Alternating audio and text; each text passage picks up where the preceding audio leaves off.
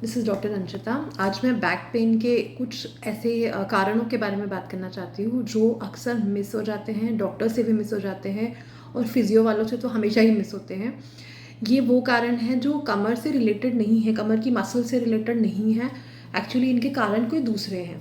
पहला, kidney stone यानी कि रीनल स्टोन, किडनी में पथरी या फिर किडनी में इन्फेक्शन। अगर यूरिन इन्फेक्शन बार बार हो रहे हैं और फिर किडनी के एरिया में आपको इस तरफ दर्द होने लगा है तो आप किडनी स्टोन्स के लिए डेफिनेटली चेक करिए।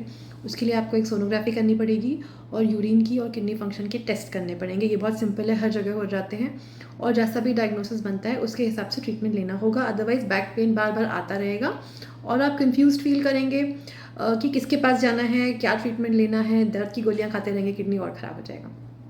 सेकेंड रीज़न, अगर पाइल्स का प्रॉब्लम है यानी कि मूल व्याध या हेमरॉइड्स, बवासीर और उसके साथ में कॉन्स्टिपेशन भी है और जो कि होता ही है यूजुअली, तो उसकी वजह से स्ट्रेनिंग करते हैं पेशेंट, ताकत लगाते हैं मोशन पास करने के लिए। तो उसकी वजह से वहाँ पर दुखने लगता है और बहुत देर तक टॉयलेट सीट पे अगर बैठ रहे हैं पेशेंट तो उससे भी दर्द होने लगता है।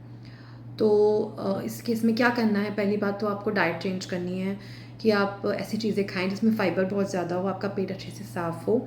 कॉन्स्टिपेशन डाइट के लिए आप हमारा ब्लॉग देख सकते हैं, वी प्रोवाइडेड दैट। इसके अलावा बहुत देर तक सीट पे नहीं बैठना है, फ़ोन लेके टॉयलेट में मत जाइए क्योंकि फिर आप बहुत देर तक बैठेंगे तो हिप एरिया में, लोअर बैक के एरिया में, जो जहाँ पर बैक ख़त्म होती है और हिप्स चालू होते हैं उस हिस्से में दर्द होगा। स्पेशली अगर आप प्रेग्नेंट हैं तो इस चीज़ का बहुत ध्यान रखिए क्योंकि प्रेगनेंसी में हेमरॉइड्स बन जाते हैं और फिर डिलीवरी के बाद बड़ी दिक्कत होती है, पेशेंट्स बहुत परेशान होते हैं। उस फेज़ में ना आपकी सर्जरी हो सकती है और पेन के लिए आप पेन किलर भी खा नहीं सकते हैं, तो इट बिकम्स वेरी डिफिकल्ट। ऐसे में होम्योपैथी काम आ सकती है, आप डेफिनेटली उसको ऊपर ध्यान दीजिए। और एक कारण बताती हूँ आपका, जिन फीमेल्स को यूट्रस में फाइब्रॉइड्स हैं या ओवरी में बड़े सिस्ट हैं या फिर एंडोमेट्रियोसिस है पेल्विक में, पेल्विस में, तो उनको भी कमर दर्द की शिकायत हमेशा होती है। बहुत सी औरतें ये सोचती है कि सी सेक्शन हुआ था, डिलीवरी हुई थी, उसके बाद से हमें पेन है। ये उससे रिलेटेड नहीं होता है। Most of the women who are having C section they are not having pain. आप चेक करिए, सोनोग्राफी करिए, ब्लड टेस्ट करिए to find out if you have any fibroids or any kind of cyst or any endometriosis in your pelvis.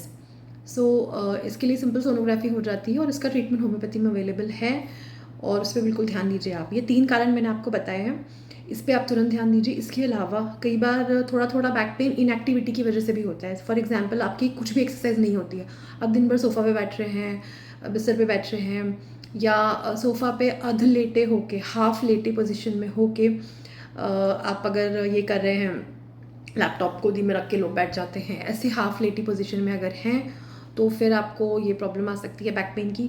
तो sofa पे अपना काम मत कीजिए, बैक स्ट्रेट करके आप काम कीजिए। इन चीज़ों का आप ध्यान रखिए। अगर पेट बहुत बाहर निकला हुआ है, पेशेंट ओबीस है या ओबीस ना होते हुए अगर पेट बहुत ही ज़्यादा बड़ा सा हो गया है, जैसे कि पोस्ट डिलीवरी या किसी और कारण या फैटी लिवर की वजह से, तो भी लो बैक पेन होता है क्योंकि हमारी स्पाइन का कर्वेचर जो है वो इंक्रीज़ हो जाता है। जो नॉर्मल कर्वेचर है थोड़ा सा, वो बढ़ने की वजह से यहाँ की जो नर्व्स है वो दब जाती हैं और पेशेंट को बैक पेन एक्सपीरियंस होने लगता है। तो अगर आपका पेट बहुत निकला हुआ है तो आप वेट लॉस, एक्सरसाइज ये सब चालू करिए और उससे आपको डेफिनेटली फ़ायदा मिलेगा। इसके अलावा एक दो चीज़ें मैं और बताती हूँ। बैक पेन को रिलीव करने के लिए कुछ एक योगा के आसन हैं, वो आप कर सकते हैं on a daily basis, that will strengthen your back muscles. वो आप डेफिनेटली करिए। पेन मेडिसिन के चक्कर में मत पड़िए। डायग्नोसिस क्लियर होना चाहिए। अगर डायग्नोसिस नहीं बन रहा है तो बिना जाने पेन किलर प्लीज़ मत खाइए, it will damage your kidney and liver. And meet experienced homeopath near you for the proper treatment and diagnosis. Thank you.